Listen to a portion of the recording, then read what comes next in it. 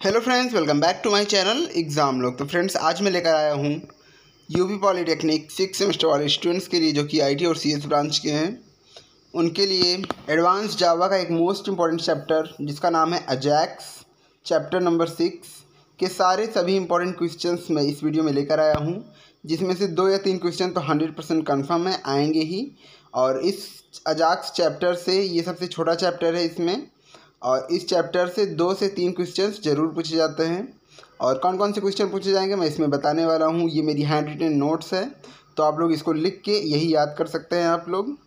तो मैं बिना देरी के शुरू करूँगा, क्योंकि आप लोग लाइक और शेयर तो करते नहीं हैं, ठीक है। अगर फिर भी आपको पसंद आए तो आप लोग वीडियो को लाइक शेयर ज़रूर करिएगा। जो लोग नए हैं वो सब्सक्राइब कर लीजिएगा चैनल को। तो चलिए शुरू करते हैं, ठीक है। तो देखिए, हम पहले पढ़ेंगे अजैक्स। अजैक्स क्या होता है, ठीक है। तो अजैक्स का फुल फॉर्म होता है एसिंक्रोनस जावास्क्रिप्ट एंड एक्सएमएल, ठीक है। उसके बाद देखेंगे अजैक्स एक क्लाइंट साइड स्क्रिप्ट है। तो अजैक्स क्या है? अजैक्स एक क्लाइंट साइड स्क्रिप्ट है जो सर्वर यानी डेटाबेस से संचार या फिर कम्युनिकेट करता है। अजैक्स इतनी शक्तिशाली भाषा है कि स्क्रिप्ट सर्वर के बजाय क्लाइंट सर्वर पर चलती है, ठीक है। तो ये आपको याद रखना है कि अजैक्स क्लाइंट साइड पे नहीं बल्कि स्क्रिप्ट सर्वर पे नहीं बल्कि क्लाइंट सर्वर पर चलती है, ठीक है। और यह डेटाबेस से कम्युनिकेट करने के लिए यूज़ होता है। जैसे एग्जांपल्स देखेंगे, Gmail, Facebook, Twitter, Google, YouTube आदि वेब एप्लीकेशंस अजैक्स टेक्नोलॉजी का यूज़ कर रहे हैं, ठीक है।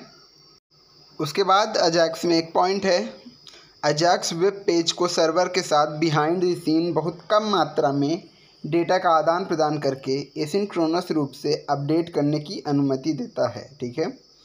अब इसका क्या मतलब है? इसका मतलब है कि पूरे पेज को फिर से बिना लोड किए वेब पेज के कुछ हिस्सों को अपडेट करना अजैक्स संभव बनाता है या फिर अजैक्स कहलाता है। देखिए, इसको ज़रूर याद रखिए, ये मोस्ट इम्पॉर्टेंट है कि इसका क्या काम होता है कि पूरे पेज को फिर से बिना लोड किए बस वेब पेज के कुछ हिस्सों को अपडेट करता है ये अजैक्स, ठीक है। तो इसका मोस्ट इम्पॉर्टेंट पॉइंट है या फिर इसकी डिफिनेशन कह सकते हैं हम लोग। अब चलिए नेक्स्ट पॉइंट देखेंगे।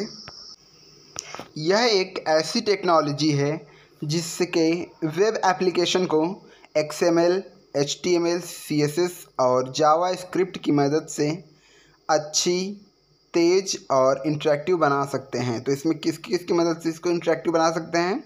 XML, HTML, CSS और जावा स्क्रिप्ट की मदद से।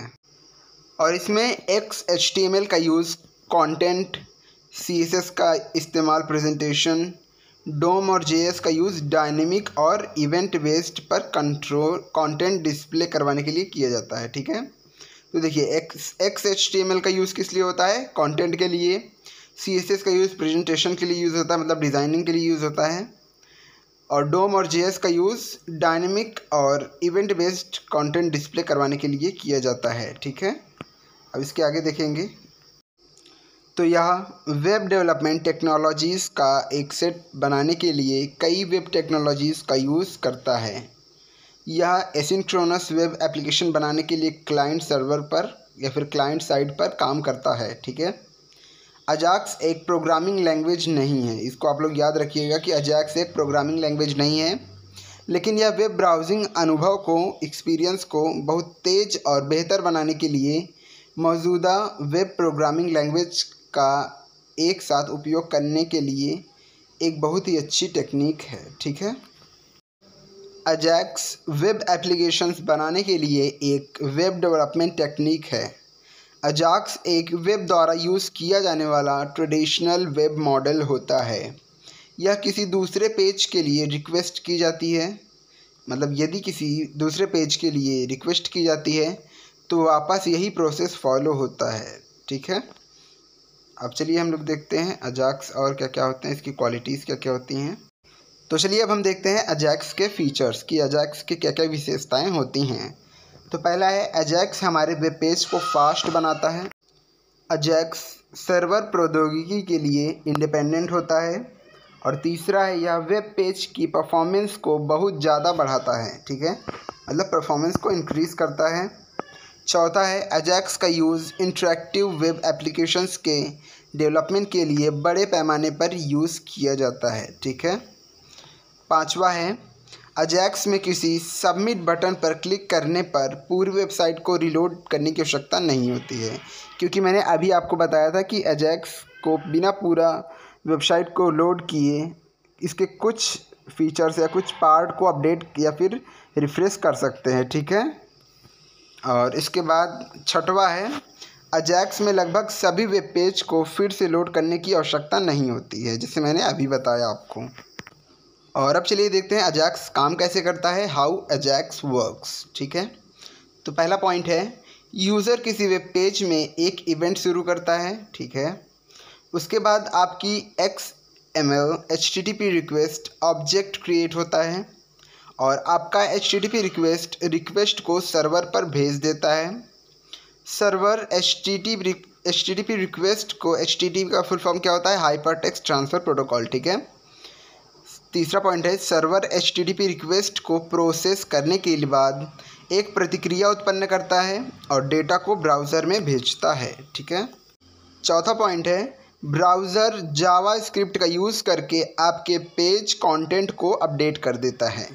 तो अजैक्स यही चारों काम करता है, तो आप लोग इसको भी याद रखिएगा, ये भी एग्ज़ाम में पूछा जाता है। ठीक है। और अब चलिए हम अपने नेक्स्ट क्वेश्चन पे आते हैं। तो ये क्वेश्चन मोस्ट इम्पॉर्टेंट है, ये पेपर में कई बार पूछा गया है कि अजैक्स टेक्नोलॉजीज़ कौन कौन सी होती हैं। तो चलिए देखते हैं। अजैक्स को डिस्क्राइब करने से पहले यह जानना आवश्यक है कि अजैक्स एक टेक्नोलॉजी नहीं बल्कि इंटर रिलेटेड टेक्नोलॉजीज़ का कलेक्शन होता है। ठीक है। अजैक्स में निम्न टेक्नोलॉजीज़ का यूज़ किया जाता है, जिसमें से पहली टेक्नोलॉजी है HTML या फिर XML और CSS। ठीक है, कैस्केडिंग स्टाइल शीट्स। और HTML का फुल फॉर्म क्या होगा, हाइपर टेक्स्ट मार्कअप लैंग्वेज। ठीक है। तो देखते हैं HTML and CSS। In technologies का उपयोग कंटेंट और स्टाइल के डिस्प्ले करने के लिए किया जाता है। यह मुख्य रूप से प्रेजेंटेशन के लिए यूज़ की जाती है। देखिए, HTML से हम इसका स्ट्रक्चर बनाते हैं और CSS से इसको प्रेजेंट करते हैं, यानी डिज़ाइन करते हैं। ठीक है। अब सेकंड देखते हैं। तो अब हम देखेंगे डोम। ठीक है, यह डेटा के साथ डायनेमिक डिस्प्ले और इंटरेक्शन के लिए यूज़ किया जाता है। ठीक है। और तीसरा है XML या फिर जेसन। तो सर्वर की ओर डेटा को ले जाने के लिए जेसन XML की तरह है, लेकिन XML की तुलना में छोटा और तेज़ है। ठीक है, जेसन। और अब देखेंगे XML HTTP रिक्वेस्ट। तो जावास्क्रिप्ट ऑब्जेक्ट का सर्वर के साथ एसिंक्रोनस इंटरेक्शन कराता है। कौन कराता है, XML HTTP रिक्वेस्ट। ठीक है, जावास्क्रिप्ट ऑब्जेक्ट का सर्वर के साथ एसिंक्रोनस इंटरेक्शन कराता है। और लास्ट में देखेंगे जावास्क्रिप्ट। तो जावास्क्रिप्ट, इसका उपयोग टेक्नोलॉजीज़ को एक साथ लाने के लिए किया जाता है या क्लाइंट साइड सत्यापन के लिए उपयोग किया जाता है और किसी सर्वर पर डेटा को भेजने से पहले एक HTML फॉर्म में यूज़र की इनपुट को वैलिडेट करता है। देखिए, हम सभी जानते हैं कि अगर हम किसी भी चीज़ को डेटाबेस में भेजने से पहले गूगल फॉर्म बनाएंगे या फिर कोई भी वेब पेज पे फॉर्म बनाएंगे जिसमें यूज़र अपनी सारी डिटेल भरेगा और जब सबमिट करेगा तो वो सारा डेटा क्या होगा, हमारे MySQL या फिर SQL सर्वर या फिर हमारे डेटाबेस में लोड हो जाएगा। ठीक है। तो ये था जावास्क्रिप्ट का वर्क। और अब हम देखेंगे अजैक्स रिक्वेस्ट के प्रकार। ठीक है। तो अजैक्स के काम में रिक्वेस्ट बहुत महत्वपूर्ण भूमिका निभाता है। रिक्वेस्ट के आधार पर यह निर्णय लिया जाता है कि पेज एलिमेंट्स सिंक्रोनस रूप में लोड होंगे या एसिंक्रोनस रूप में। ठीक है। जब कोई इवेंट जनरेट होता है तो अधिकांश रिक्वेस्ट भेजे जाते हैं। इसके लिए जावास्क्रिप्ट और XML HTTP प्रोजेक्ट का उपयोग किया जाता है। तो अजैक्स रिक्वेस्ट को दो श्रेणियों में डिवाइड किया गया है। पहला है सिंक्रोनस और दूसरा है एसिंक्रोनस। तो बेसिकली अजैक्स रिक्वेस्ट के यही दो प्रकार होते हैं, सिंक्रोनस रिक्वेस्ट और एसिंक्रोनस रिक्वेस्ट।